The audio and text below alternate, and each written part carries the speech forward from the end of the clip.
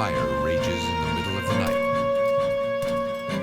A woman's charred body is discovered in the smoldering aftermath.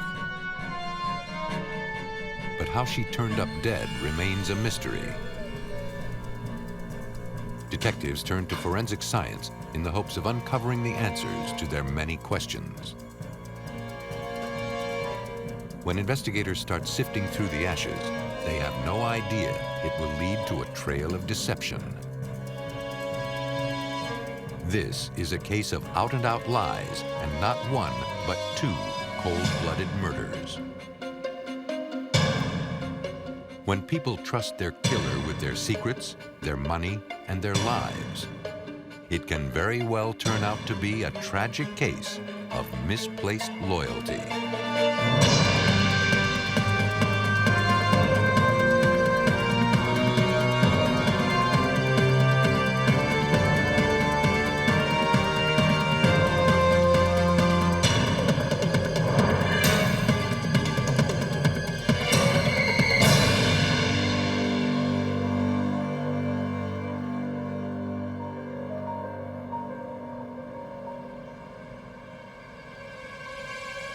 In this episode, some of the names have been changed. The city of Berkeley, California is well known for its hippie counterculture and bohemian lifestyle. Nestled in the rolling hills just across the bridge from San Francisco, it's a magnet for people of all walks of life. Criminals can hide in plain sight, making it a perfect place to cover up an insidious crime. In the early morning hours of June 25th, 1994, a loud explosion rocked the home of James Hutchings. It was 4 in the morning, and his next-door neighbor Virginia Bailey's house was on fire. He rushed to call the fire department, but took consolation in the knowledge that Bailey was out of town. Yeah, there's a fire. My neighbor's house is on fire. Yes, 2912. Do you know who lives there? Virginia Bailey? Is she at home right now? She's out of town. Okay, we're sending the fire department. We're on the way. Thank you. Dispatchers immediately dispatched the Berkeley Fire Department to the scene.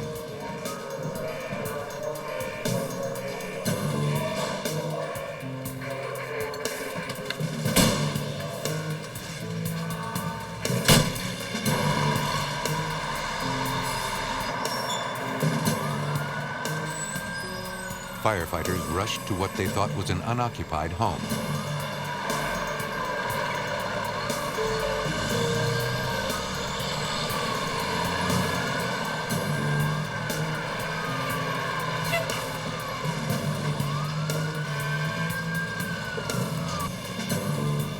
When they arrived, shooting flames were visible through the window.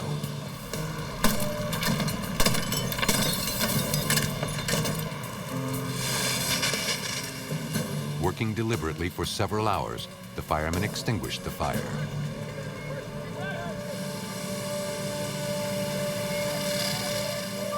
Firefighters entered the house to make sure the fire was out.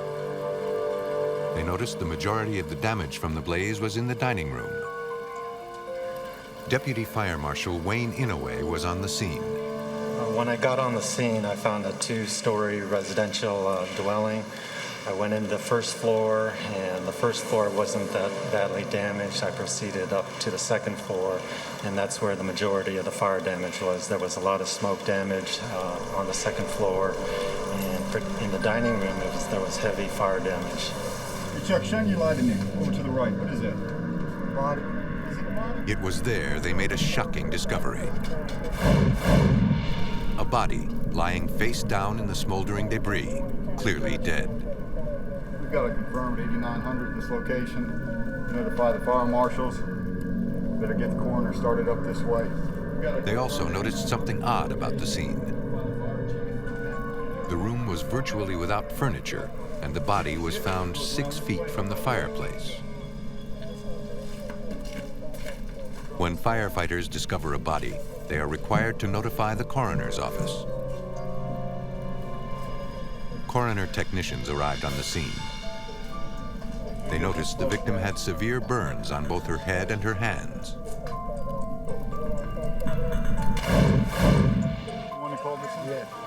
James Hutchings was shocked to learn that his neighbor might have perished in the fire. I heard a huge explosion. Heard an explosion?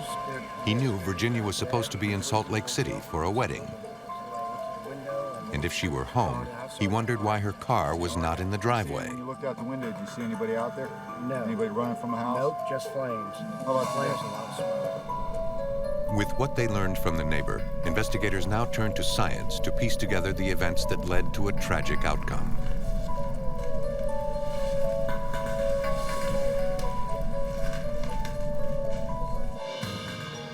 An autopsy was performed at the State Crime Lab in Berkeley, California.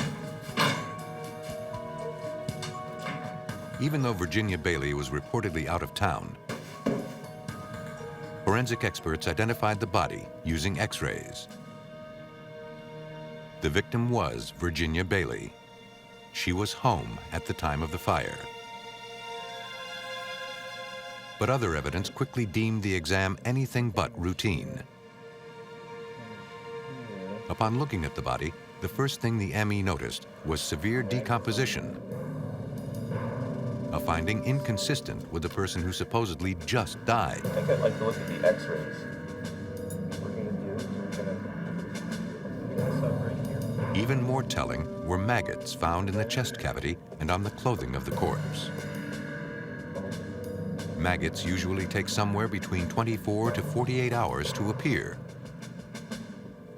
and do so only on dead bodies. But there could be no logical reason they would appear on the charred body of a fire victim so soon after her death.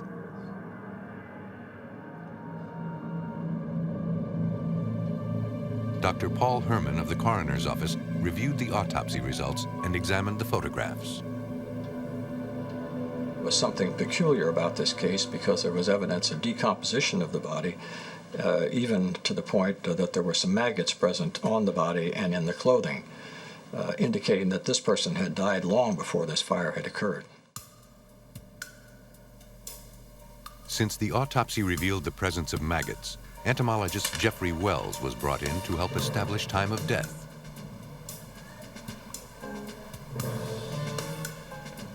Due to their size, he was able to determine that Bailey died at least 3 days before she appeared to be killed in the fire. If you estimate the age of a maggot found on a body, this gives you a pretty good minimum time since death. The reason for this is flies almost never deposit their eggs or larvae on a live person.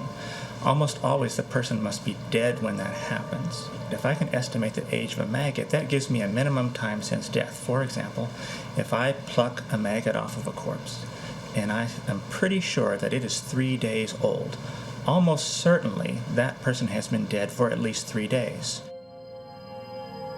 Dr. Wells definitively concluded that Virginia Bailey didn't die in the fire. Investigators' worst fears were coming to light.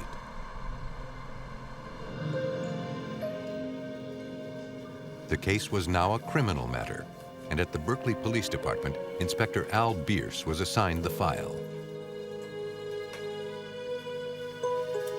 Things clearly didn't add up, and Bierce needed to find out what or who had killed Virginia Bailey. If she had died naturally, it would have been impossible for this fire to have occurred as a natural outgrowth of her death. For example, if she was walking across the room with some kind of a material and then suffered a heart attack, fell, started the fire, there wasn't going to be any decomposition there. Bierce's first move was to meet with the victim's brother, who had some questions of his own. As I said, They began to create a timeline leading up to Virginia's death. When was the last time that you talked to her by phone? He hadn't heard from his sister for weeks before the fire. He always got a call from his sister on his birthday. He didn't get a call. That was totally out of character for her. Virginia and her brother were extremely close and had recently attended a Hi. friend's wedding. Hello there.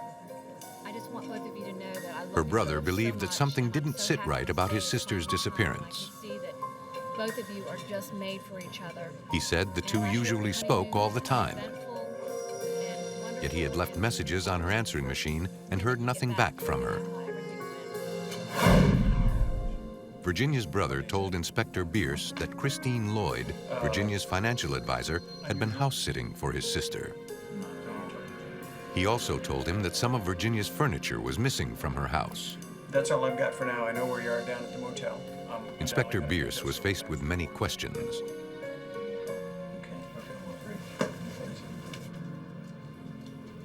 He was at the beginning of a complicated investigation.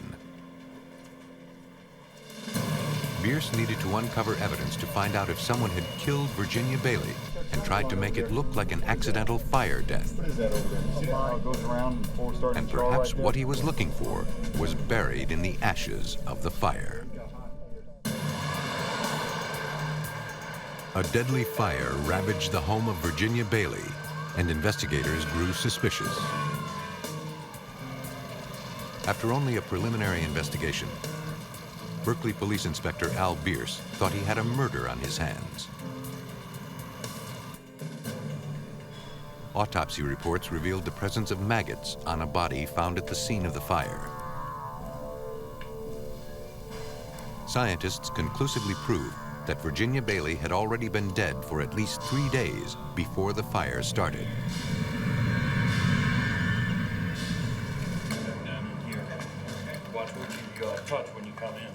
Inspector Bierce decided to visit the scene of the crime firsthand. When he arrived, the fire investigator pointed out burn patterns. There's no charring on the wood or anything, so it leads to believe that it didn't start here at the fireplace. Things did not add up.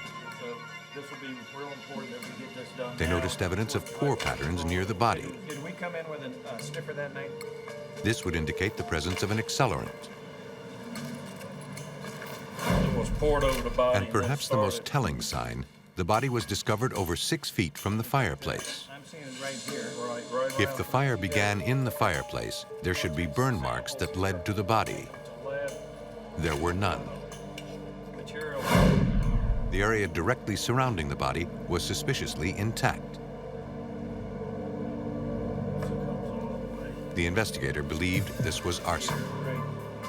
He hoped those closest to Virginia could provide him with information as to how and why she died in the fire. I had something I wanted to show you, to talk to you He about asked something. Christine Lloyd, the victim's financial advisor and best friend, to meet him there. One thing from the other day when we She talked was house-sitting for about Virginia. how you were coming into the house. You said you came in through. Any irregularities When in this Christine area? Lloyd arrived, she told Inspector Bierce she and Virginia were close friends, and she had been her financial advisor for about 10 years. Everything seemed normal. Okay. But there was something else that I needed to show. Christine was watching the house while Virginia was in San Francisco the week before the fire. Everything was pretty much in place at the time. But she said she never saw Virginia's body in the dining room. There was something else that I needed to show you. Christine said she went back to the house right after the fire. She and a friend were there trying to rescue Virginia's items from the burned house. Yeah, we can use that. It was then they saw something in the downstairs apartment that Virginia usually rented. That's not too bad. Christine said this was unusual because the apartment was vacant.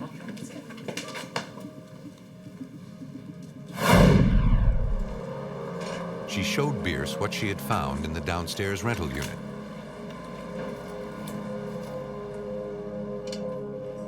Christine said she was worried that someone had been staying downstairs.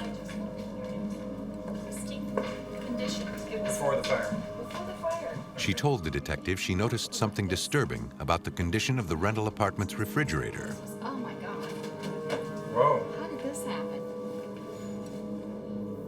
Christine Lloyd pointed out the refrigerator, and she said that just a week before, it had been totally clean and the shelves had been inside. When she showed it to me, the shelves were out of it, and there was a residue on the bottom of the refrigerator, suggestive of the fact that something had been stored there. And she was telling me that nothing had been stored there the last time she had seen it.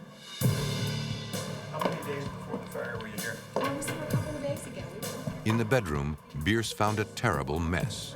Looks like somebody's been living in here.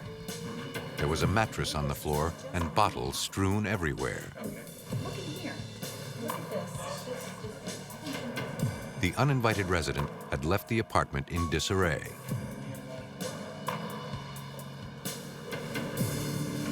The refrigerator contained what appeared to be a dark liquid residue that looked like blood. To determine what it was, crime technicians performed a luminol test.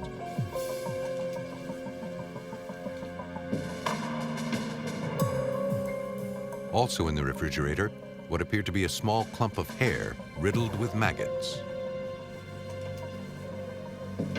Inspector Bierce had the technician remove the hair clump and take a swabbing of the red liquid. Swab that liquid. The samples were sent to the lab for further examination. But it was quickly determined that the substance wasn't blood and the hair did not belong to Virginia. And Bierce made another unusual discovery.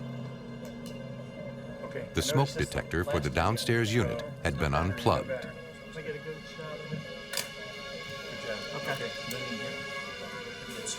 This looks pretty staged. Oh, yeah. I went into that room with a very skeptical eye, and it looked staged.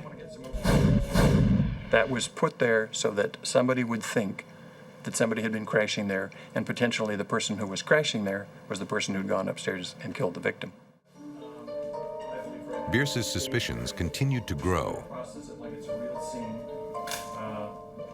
Little things about the scene troubled him, like how unusually neat, strategic, and organized the squatter's mess seemed. That despite all the bottles strewn about, there were no bottle caps. There were also no fingerprints on the bottles. To him, the whole scene felt manufactured. Jeffrey Wells examined the hair found in the refrigerator for the presence of maggots.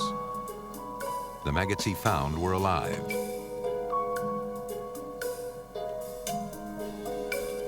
Types of maggots vary. Those found in the downstairs refrigerator were scuttlefly maggots, different from the flesh fly maggots found on Virginia Bailey's body. The ones in the apartment were insects attracted to rotting food, as well as human remains. All this information troubled Inspector Bierce. But perhaps the most puzzling was the fact that Christine Lloyd said she hadn't seen Virginia's body. After all, she had been dead for at least 3 days. If the body was in the refrigerator, that would support Christine's story. But the science wasn't adding up. If the body was not hidden in the refrigerator, where had it been? I'm saying, okay, some part of this doesn't make any sense. Either she's aware that the body is there and has played some role in the body being there, or somebody is coming in after the fact and planted the body there. It's not going to make a great deal of sense to me. Downstairs, but we have to. Inspector Bierce was beginning to think Christine Lloyd knew more. Perhaps she could shed more light on Virginia's whereabouts before the fire started. He decided to look a little harder at Christine's story. Virginia Bailey was found dead in her Berkeley, California home, and the circumstances surrounding her death were suspicious. The presence of maggots on the body proved she had been dead for some time before the fire. And the story told by the victim's friend, Christine Lloyd, was not adding up. Come on in, Inspector. It looked as if Inspector Al Bierce was piecing together a murder. So how can I help you? Well, as we talked The about detective met with her to ask her some follow-up questions. Find out what I can about her habits. She put herself in the house every single day. She put herself into the house as late as 14 hours before the fire. I've got a coroner who's telling me, or who has told me, that the victim's dead for at least 2 days. She's found in an area where Christine Lloyd would have had to have passed through the room within feet of the body to feed the cats and to get the mail. I'm going to leave my card. It seemed unlikely to Bierce that Virginia could have died of natural causes and lay there for days before the fire ignited. You can call me or have them call me. It was time to do some legwork, to learn more about the victim.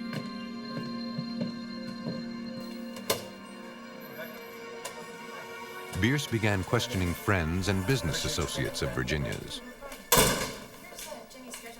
He started with her co-worker, Mary Cates, who said Virginia wasn't scheduled to go to San Francisco, as Christine had said.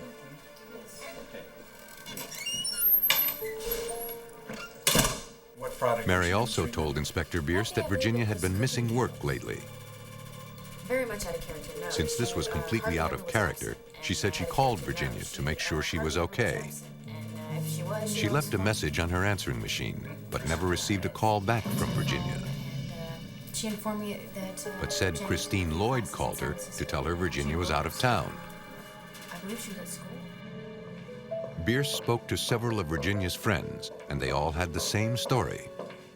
When they would call Virginia, they'd get a call back from Christine Lloyd. Good. Since Bierce determined Virginia had many friends who were concerned about her whereabouts, he found it odd that no one had actually been able to reach her in the days prior to the fire.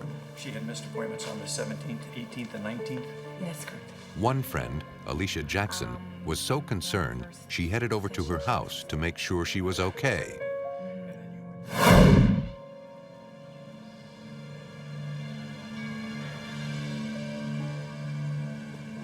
But there was no answer. Only a note on the door saying she was in San Francisco. She thought this was odd, but left her own note, hoping to hear back from her missing friend. We're obviously Bierce was puzzled. Hearing from anybody we can. Although all her friends were being helpful, no one offered anything that gave the investigation focus. Okay. Okay, thank you. Okay, thank you for coming.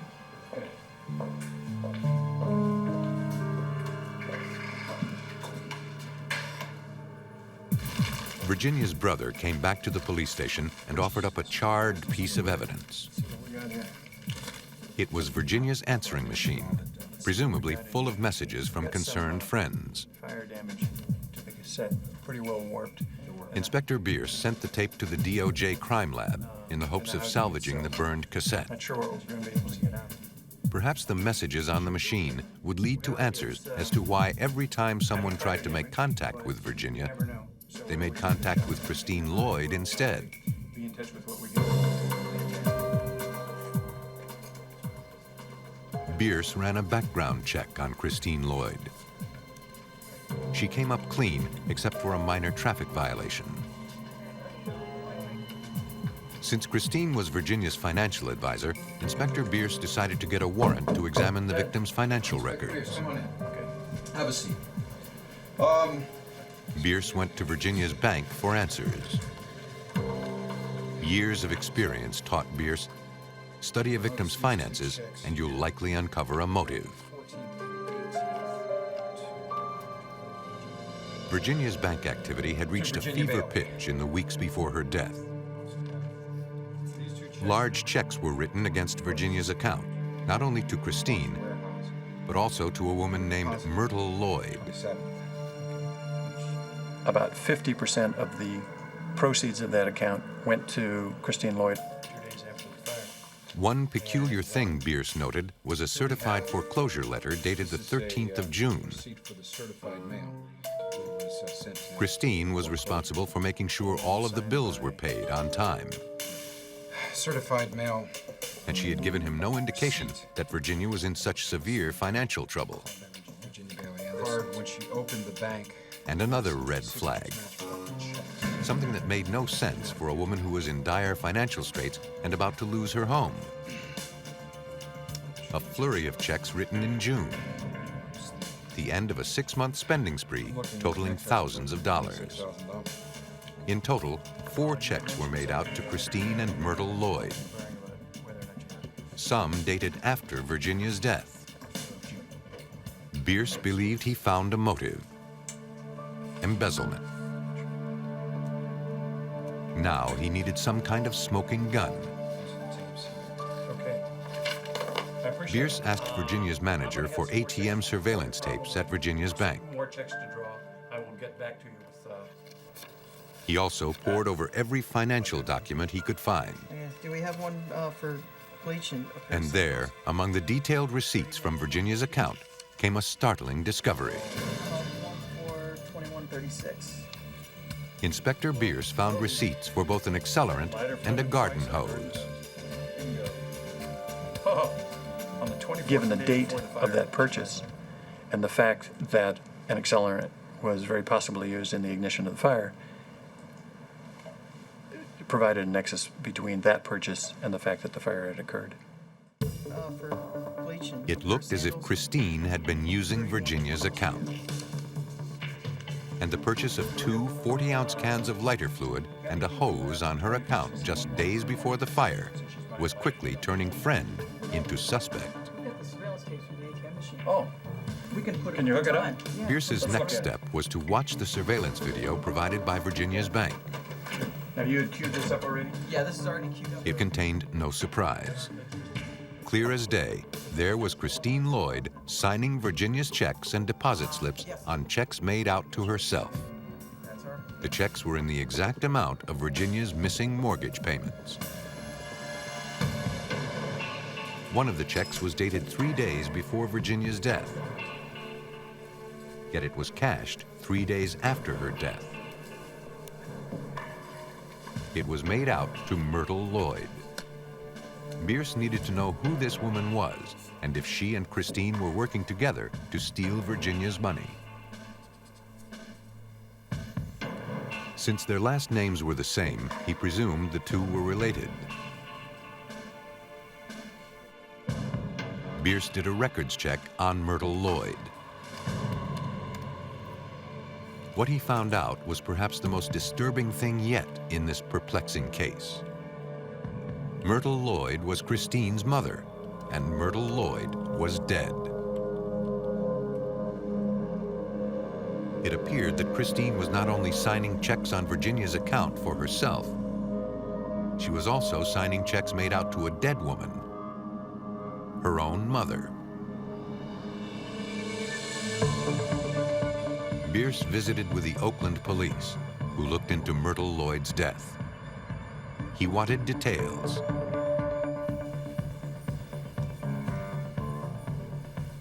Captain Ralph Lacer of the Oakland Police Department remembered her story. He told Bierce that Myrtle had been found dead in her bathtub with severe bruises to her face and lacerations to her head. And she was doing some financial things for her, and it's looking right now like she was taking... Because there were no obvious signs of foul play, and police believed Christine's story, the coroner ruled Myrtle's death an accident. After finding no sign of forced entry in the residence, there was no loss in the residence, or no one appeared to have kind of rummaged through the residence. It came out that we didn't see anything that showed it was a hands of another, and at this point they ruled that it was an accidental death. Maybe would have come across as an accidental death, but knowing what I Then Bierce learned that Christine Lloyd had found her mother's body. She had seen the mother the day before, and that she had left and done some shopping, and then she was bringing some groceries back to the house. According to the July 1991 police reports, Christine Lloyd said she returned home from the grocery store. Hello? What's the grocery store, y'all? Mom? She was surprised when her mom was nowhere to be found. Mom? Mom? Mom? It was when she entered the bathroom that she made the startling discovery of her mother's body. Then, things just clicked for the detective. He instinctively knew he had a second murder on his hands, and he was determined to get the evidence necessary to prove it.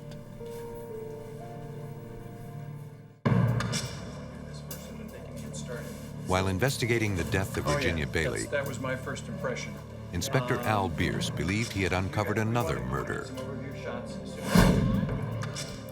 And he was convinced the same killer committed both crimes. The woman who had been so helpful from the beginning was now a suspect. At that point in the investigation, I knew that she'd killed my victim in Berkeley, and I knew that she had killed her mother 3 years before.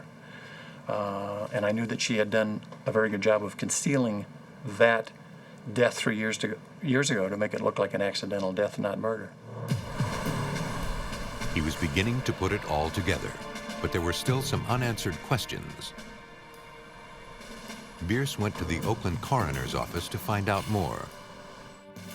What I found, Dr. Paul Herman performed the autopsy on Myrtle Lloyd. when I walked in the bathroom, I would have expected to find a great deal of blood spattered about in the bathroom because of these injuries to the head. This was not what he thought he'd find. After all, the victim had severe head wounds. There should have been blood everywhere. But then Dr. Herman saw the smallest of clues. He also noticed more signs that the scene had been meticulously cleaned. This bathroom was clean. The water had been drained from the tub, and there was some debris from decomposition and probably blood at the bottom of the tub, but no spattering of blood around there at all. And that's what I would have expected to see. And expose the bone. But there are Myrtle others that are Lloyd was horizontal, killed so by they 7 obviously separate didn't all lacerations occur, to the back of her head. one way. There had to be either movement of the head Christine or explained movement that her of the mother was head. prone to seizures and said that she had fallen in the bathtub. And in addition, she had a laceration of her forehead, which Bierce knew things were not adding up. fractures. And after visiting Oakland, his suspicions about Christine escalated. As you can see, some of these lacerations. He believed the crime scene was too neat, almost in direct contrast to the scene in Berkeley. Yeah, they're on both sides, and some of But both appeared staged nonetheless. they're crosswise across the back of the head. To test their suspicions, investigators spoke with Myrtle Lloyd's doctors to determine if she had been ill or had any known conditions that would make her unsteady on her feet.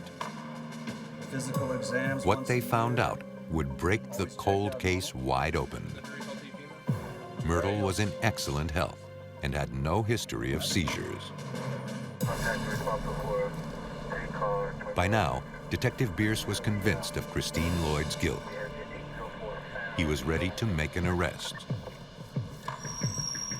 What he needed was a charge. At this point, there was not enough direct evidence to make a murder arrest. Since Christine had signed Virginia Bailey's name on checks, his best bet was forgery. He turned to handwriting expert Verl Truman, a forensic document examiner with the U.S. Postal Inspection Service, and asked him to look at the checks for fraud. Handwriting examination is basically a side-by-side comparison. The basis for the identification of handwriting is the fact that no two persons share the same combination of individual identifying handwriting characteristics. We look for various features and habits of the writer. We look for the way the person makes beginning strokes, ending strokes, or connecting strokes between letters and letter combinations. We look at things such as the relative height ratio and proportion of letters and in relation to other letters. He found subtle differences between their handwriting styles, which Truman said were patterns and traits that every individual develops over the years.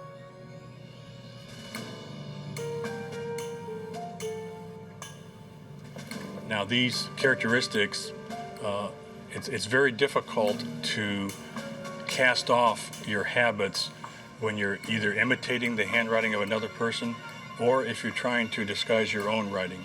Usually some of your habits will still show through. And Christine was unable to completely disguise hers. Understand you got something for me? Yes, I But believe I perhaps do. the most telling sign was not an actual letter or a word, Notice that she makes a star but a formation unique dollar and sign. personal signature symbol. And on this one, which I believe is Virginia Bailey used a star as a $sign in her writing, and she constructed that character beginning and ending at the lower left corner or 7 o'clock position. Christine Lloyd, on the other hand, did it completely opposite. She began it and started it at the lower right.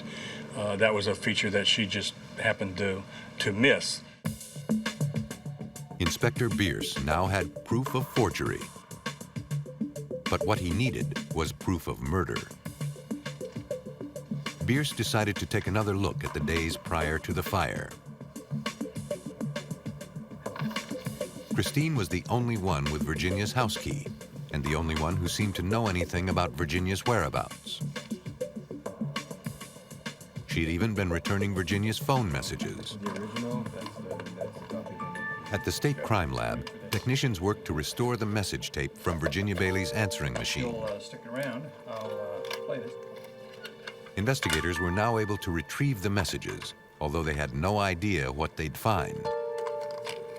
By comparing the phone records to the voice messages, Inspector Bierce was able to piece together the chain of events leading up to and following Virginia's murder. Hey, Virginia, it's me. I haven't heard from you in a while. Where are you? Call me. The calls reflected a growing concern about Virginia's disappearance on June 13th, 12 days before the fire. And oddly, many of the outgoing calls Bierce found on Virginia's phone records began on that very day. There was information that came to me during the course of the investigation that suggested that the victim had died on June 13th. That was the last time anybody ever talked to her. And it was the time through phone records that I showed that she had made a call to Christine. The pieces were falling into place. Bierce felt he was close to being able to make an arrest.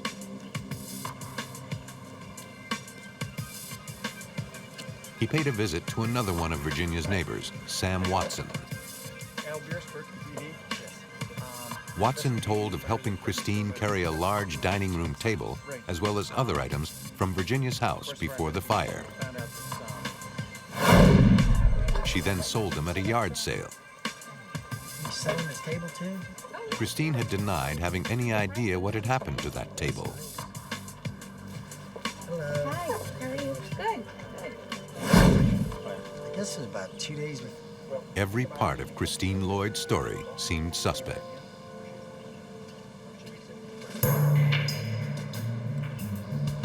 Investigators believed she was in a frenzy of greed, intent on fully taking over her friend's assets through any means possible.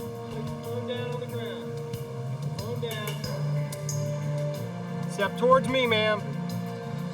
Step towards me. Keep walking. Need you to stop. Turn around with your back towards me. Face the house. Face the house. In early December of 1994, Inspector Al Bierce arrested Christine Lloyd for murder and took her into custody. Take you over to the car. We'll get you in the car. Do you have any weapons? Do you have knives, guns? Bierce was convinced that Christine Lloyd had masterminded 2 murders. Hey, Christine. But he only had enough evidence to bring her in for the murder of Virginia Bailey. He believed she was motivated by money and greed. You have the right to remain silent. Anything And he you say wanted to see can and Christine Lloyd behind bars. You have the right to an attorney. To have that attorney Christine present Lloyd when you refused to question. speak to police. If you can't afford it, She refused to take a polygraph test. charge. You understand those rights as I Instead, she asked for her attorney. next steps. She was processed into the system. Although Christine Lloyd was sticking to her guns regarding Virginia Bailey, when asked about her mother, she shook her head and told Bierce he was wrong. She said she was a loving daughter who doted on her mother and would never do anything to harm her. Apparently, Christine Lloyd was convincing. At the time of the arrest, the district attorney's office didn't feel comfortable going ahead and prosecuting the case. What's your name?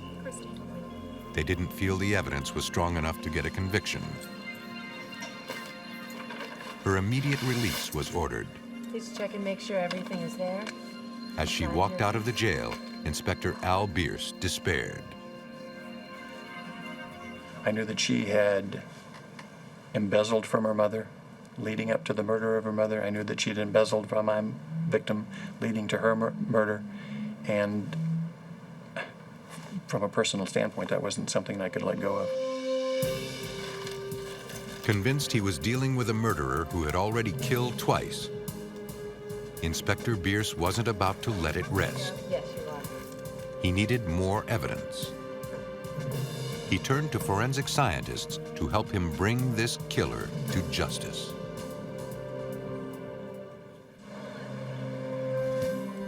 Berkeley County investigator Al Bierce pieced together a story of greed, lies, and murder. He was convinced Christine Lloyd killed both her best friend and her own mother. Now, despite nearly a year on the case, hundreds of hours of legwork and compelling evidence, Please check and make sure he was watching her go free. Yes, you are.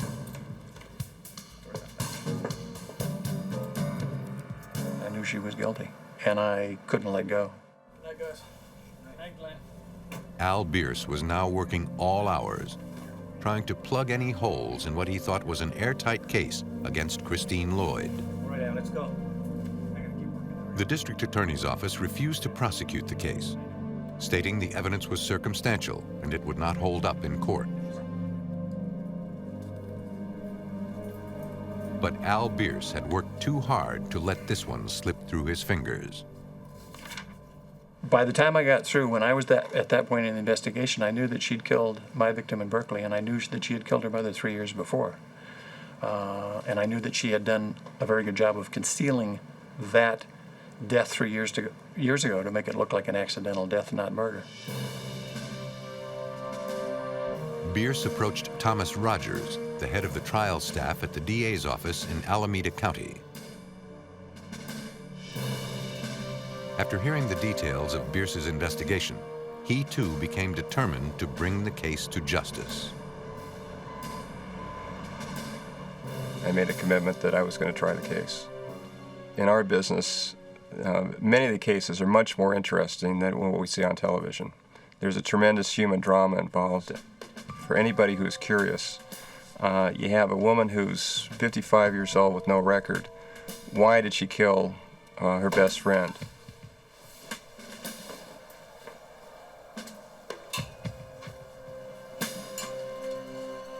This was the question puzzling investigators for over a year. Hello, Al. Tom Rogers. But as Bierce and Rogers discovered, it all came down to money. When he went through the receipts, he should be done. Christine Lloyd had been cashing her mother's civil service pension checks. And the men believed that once Virginia Bailey confronted Christine about the house foreclosure, it was only a matter of time before authorities began looking into Christine's finances and found out about Myrtle Lloyd.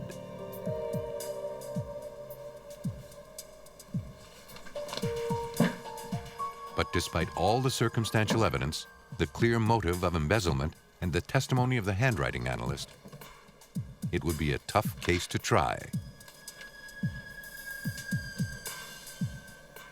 There was no cause of death, no eyewitnesses, no smoking gun. D.A. Rogers decided to take one last look at the pile of evidence Inspector Bierce had uncovered. After weeks of combing through the findings, he was convinced.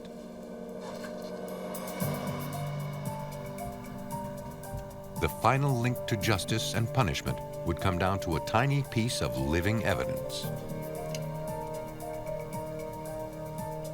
The most compelling evidence was the entomology evidence. If we did not have the entomology evidence, we never would have been able to prove the case. The fact that maggots will only feed on a dead body was the only piece of conclusive proof that Virginia was dead long before the fire. But it was the proof that made Rogers feel comfortable enough to try the case. And it was the one hole in Christine Lloyd's story which all the other lies would come rushing through. She placed herself in the house during the time of Virginia's death and the time of the fire. This would be the crux of the prosecutor's case. That Christine Lloyd had committed Virginia Bailey's murder and spent 2 weeks manufacturing an elaborate crime scene to cover her tracks.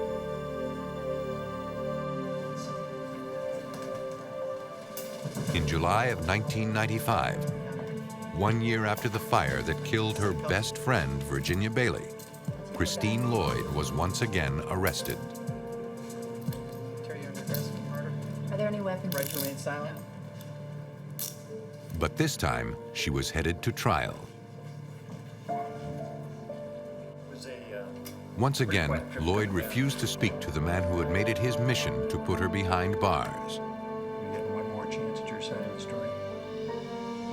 It's a pretty quiet trip coming in. But by now, Bierce and D.A. Rogers had fully patched together what had happened to Virginia Bailey and the events leading up to her murder. Assuming you're not going to be talking to me. Near trial, we re-investigated and were able to prove through statements and circumstantial evidence that clearly Christine Lloyd had killed her mother. And that the motive then for killing Virginia Bailey was to avoid a re-examination of the mother's death. Virginia Bailey had no idea her dear friend Christine Lloyd had been embezzling from her. So when she came home on the afternoon of June 13th, 1994, to find a registered foreclosure note from her bank, Virginia was undoubtedly surprised and angry.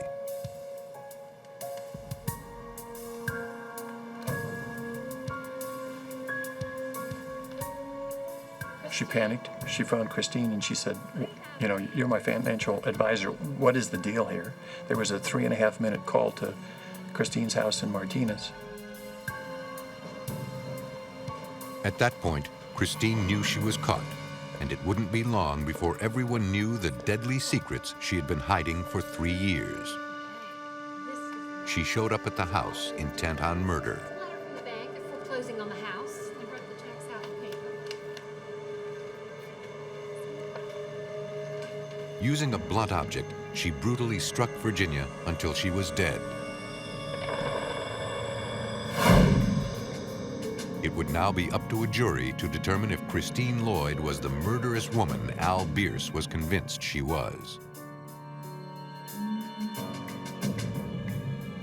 But Al Bierce also wanted justice for Myrtle Lloyd and uncovered that Christine was the sole beneficiary of a $100,000 life insurance policy.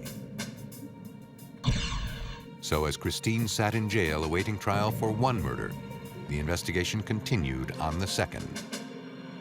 This was enough to indict once again for murder. Driven by the same greed, Christine had inflicted a beating on her elderly mother. Christine Lloyd was convicted of 2 counts of first-degree murder and 1 count of arson. She received 2 consecutive life sentences.